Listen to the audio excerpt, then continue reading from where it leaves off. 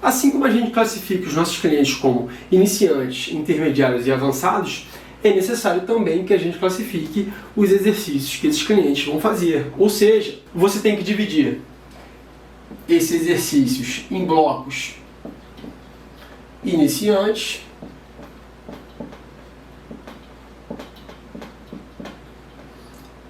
intermediários e avançados.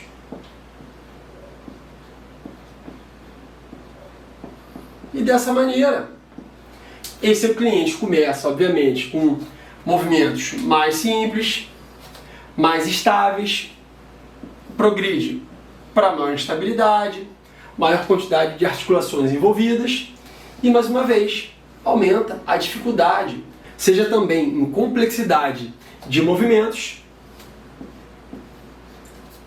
e maior instabilidade. Então é interessante que você pegue toda aquela gama de exercícios que você conheça para todos os grupamentos musculares e divida esses exercícios em blocos iniciantes, intermediários e avançados. E agora eu vou dar um exemplo falando de exercícios e membros inferiores, ou seja, para pernas.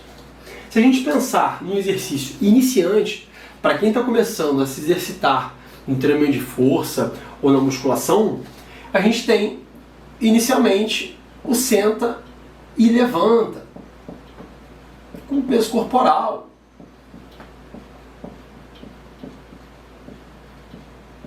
Esse é o exercício inicial para você avaliar o padrão motor daquele cliente que está entrando na academia. E com o tempo, você pode acrescentar uma sobrecarga. Uma vez que, pensando em progressão, como a gente viu anteriormente, intensificar a sobrecarga é uma maneira também de progredir o treino. Ou seja, ele começa com peso corporal e depois ele continua segurando um halter, um kettlebell, enfim, alguma resistência. E progredindo, por exemplo, do senta e levanta, a gente tem o leg press. Também é um movimento biarticular. Obviamente, quando você entra numa máquina, a chance de colocar sobrecarga externa é maior do que segurando um pezinho, por exemplo.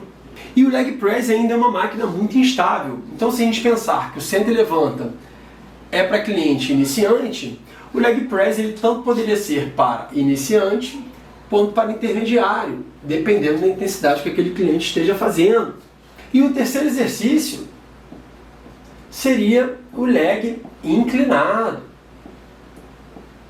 aquele de colocar anilha, aquele que para algumas pessoas é meio assustador. Então, eu considero o leg inclinado uma progressão do leg press. Dependendo da máquina, o leg press ele é a cadeia fechada e o leg inclinado é uma cadeia aberta, porque é a plataforma que mexe.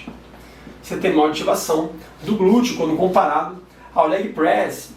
E você consegue colocar cada vez mais peso. Por quê? Porque além da plataforma ser pesada, você tem normalmente duas hastes de cada lado, onde, se você quiser, você pode entupir de anilhas, a ponto de terem clientes que fazem com meia tonelada, por exemplo, um leg press. E se você esgotar a possibilidade de colocar anilhas naquele aparelho, pode ser que o indivíduo tenha que sentar sobre a plataforma para que aquele cliente continue progredindo as cargas daquele exercício. Então, o leg inclinado a gente poderia considerar como um movimento intermediário proveniente do leg press, uma vez que também é uma máquina estável, e avançado. Se o cara treinar com bastante carga, com bastante amplitude, ele se torna um movimento muito difícil. E o quarto movimento, ainda sendo biarticular, a gente tem o agachamento no Smith,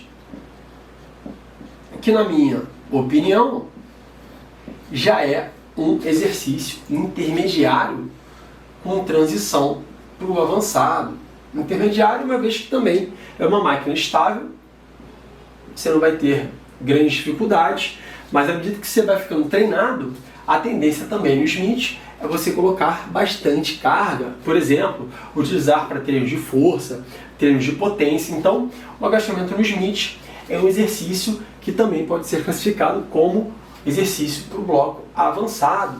E para finalizar esses 5 exercícios dessa progressão, o quinto seria o agachamento livre. Ó, que maravilha! O suprassumo dos exercícios de membros inferiores. Todo mundo que se considera avançado realiza o agachamento livre, ou tem vontade de realizar o agachamento livre, se ele estiver fazendo, por exemplo, uma transição do intermediário para o avançado. Então, o agachamento livre, pela sua complexidade, pela barra, no mínimo, pesar aí 20 kg, se você usar aquela gaiola tradicional, com aquela barra praticamente olímpica, 20 a 25 quilos, ele se torna um movimento muito instável. E além disso, à medida que o cara vai ficando treinado, você também consegue colocar bastante peso na execução desse movimento, ou seja, ele é um movimento mega avançado. Então, se a gente pensar mais uma vez na progressão dos exercícios biarticulares para membros inferiores, prioritariamente para quadríceps, apesar da grande maioria deles também pegar o glúteo, mas vamos pensar em quadríceps,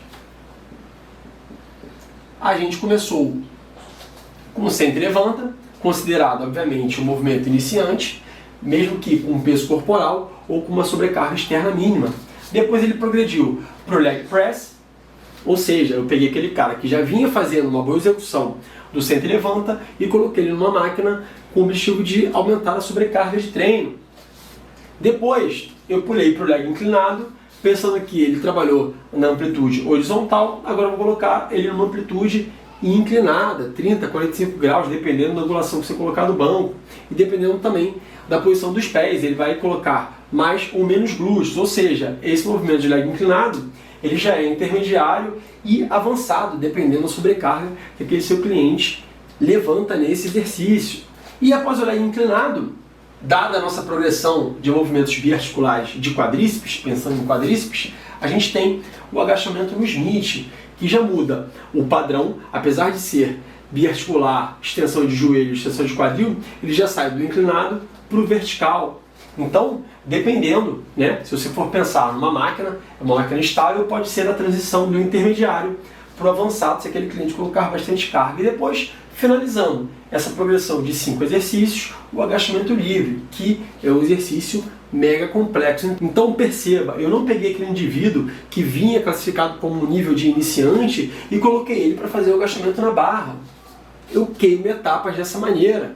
Eu posso lesionar aquele cliente se eu escolher o exercício errado para o momento que aquele cliente se encontra. Assim como se eu tenho um cliente intermediário para avançado, se eu colocar para ele começar no senta e levanta, mesmo que seja com uma sobrecarga externa, um kettlebell, um halter, até uma barrinha nas costas, isso pode descondicionar aquele cliente, uma vez que, dependendo do cara, ele já consegue trabalhar com movimentos mais complexos do que o simples senta e levanta. Então, para que não fique nenhuma dúvida sobre progressão de exercícios, vamos falar agora, exemplificar uma progressão de membros superiores. E a gente vai selecionar logo o grupamento favorito de 9 a cada 10 homens, que é o peitoral, como prioridade. Apesar de pegar outros grupamentos, a gente vai avaliar o peitoral nessa progressão e os exercícios que estão ligados a ele. Então, se é um indivíduo iniciante, eu posso começar com um supino reto na máquina, que eu considero um exercício totalmente estável. Então ele entra aqui no bloco de exercícios iniciantes para o peitoral. E pensando na progressão de exercícios, eu seleciono como segundo exercício a flexão aberta no solo, que é um exercício livre. Jorge, olha só que paradoxo. Para o quadríceps, o movimento livre era o primeiro exercício da sequência na progressão. Era um movimento considerado até iniciante. Agora, para o peitoral, o movimento livre, que é a flexão aberta no solo, onde ele só precisa de um chão e do peso corporal para poder empurrar o solo e fazer os movimentos de extensão de cotovelo com adução horizontal de ombro, eu já considero esse exercício de peso corporal mais difícil do que o supino na máquina, que é mais estabilizado. Então, não quer dizer que aquele indivíduo está fazendo um exercício com peso corporal, que aquele exercício é simples. E um exemplo matador para esse tipo de trabalho com peso corporal é a barra livre, que, ao meu ver, é o exercício mais complexo do treino de costas. E, mais uma vez, ele só precisa de uma barra e do peso corporal. E, diferentemente do agachamento, né, com senta e levanta com peso corporal, que diferente do senta e levanta com peso corporal ou com uma sobrecarga externa e a flexão aberta no solo, eu poderia, por exemplo, classificar como quinto exercício da progressão de exercícios para costas, por exemplo. Então, não é, mais uma vez, o peso corporal que diz que o movimento ele é difícil ou não. Você tem que pensar em grupamento por grupamento e exercício por exercício. Então, dando continuidade, o terceiro exercício que eu escolheria na progressão do peitoral seria o supino reto no Smith. Por quê? Porque o Smith já favorece um maior incremento de carga. Você já tem bastante espaço para colocar anilhas de 20, de 10, de 25 e somar uma sobrecarga considerável. Além do que, o supino do Smith é uma progressão para o quarto exercício, que é o supino reto na barra. Então, eu posso dizer que o supino reto na máquina é um movimento iniciante, a flexão aberta no solo já é um movimento intermediário, porque determinadas pessoas iniciantes não conseguem fazer a flexão com peso corporal. O supino no Smith ele pode ser intermediário, se você estiver fazendo uma progressão com uma carga mais leve, ou até mesmo avançado, se você começar a pensar na progressão para a barra livre e colocar bastante peso na execução desse exercício. A barra livre já é considerado avançado, e o que eu vejo de gente pegando um cliente iniciante, né? O que eu vejo de personal colocando um cliente totalmente despreparado para fazer um supino só com a própria barra, isso daí chega a ser até desanimador. Por quê? Porque o cara não passou pela progressão. Ou seja, após o supino no Smith, ele pode fazer a barra. Se ele não fez um supino na máquina, se ele não sabe fazer uma flexão aberta, além do mais, se ele não fez outros movimentos de peitoral que não sejam esses, dificilmente ele vai executar o movimento do supino reto na barra com carga. Então a gente peca lá naquela progressão de treino ligada à intensidade. Ele vai ficar fazendo só movimento com uma barra de 20 kg, ou então com 5 kg de cada lado. E nem por isso ele é avançado. Mais uma vez, não é porque ele está fazendo supino na barra que ele é avançado. Entendam isso. Coloquem o supino na barra quando aquele cliente estiver apto a fazer o supino na barra. Jorge, quando que ele está apto? Minimamente, quando ele colocar, além do peso da barra, 20 kg de cada lado. E como quinto e último exercício, que ele pode ser, mais um paradoxo, que ele pode ser considerado um movimento intermediário ou até mesmo avançado, é o supino reto com halteres. Por quê? É um movimento que exige muito maior coordenação motora do que todos os 4 exercícios anteriores, ou seja, fazer um movimento com halter é mais difícil do que com a barra. Por exemplo, o halter, se você está empurrando para cima, uma mão é independente da outra. No supino na barra não, ela desce junto e sobe junto. Então, dada a instabilidade, na minha opinião, quando você treina com carga, esse exercício já vira um movimento mega avançado, porque é muito mais difícil você fazer com carga, com halteres, tanto para começar quanto para retirar o peso e a execução, do que com a barra. Agora, esse exercício ele pode ser um exercício intermediário, se você quiser fazer um treinamento de padrão motor, colocar mais instabilidade na vida daquele seu cliente. Então, dependendo do supino com halter, o peso vai ser um diferencial dele ser considerado um exercício intermediário ou um exercício avançado.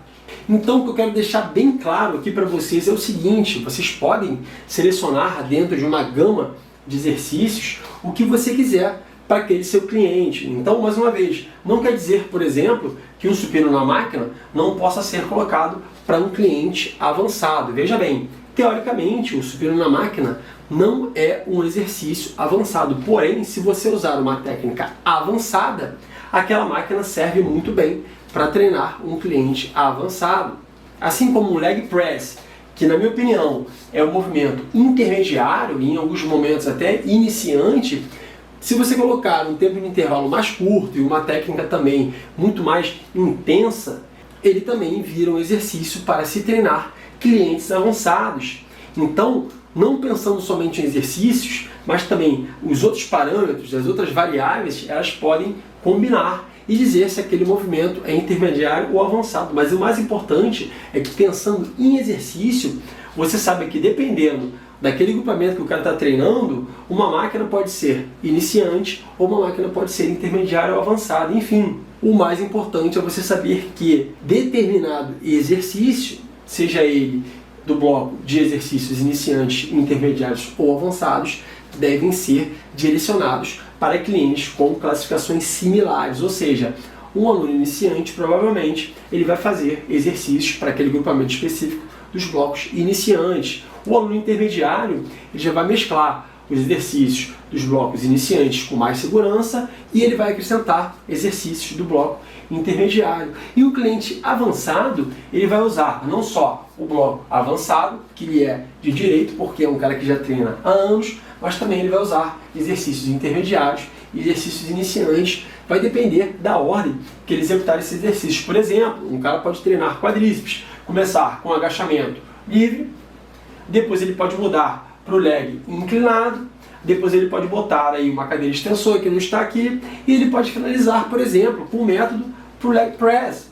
Então, como o leg press era o último do treino, mesmo ele sendo um exercício intermediário, ele caiu como uma luva de acordo com o método que aquele cliente estava fazendo. Então, não generalize exercícios. Então, o mais importante que eu quero que você saiba é: tenha mais atenção no cliente iniciante e no cliente intermediário, porque o cliente avançado, por ele ser avançado, ele já sabe treinar todos aqueles exercícios, tanto os que ele vem fazendo prioritariamente agora, como aqueles que ele já fez antigamente e que ele ainda faz intensificando com algum método de treino, por exemplo.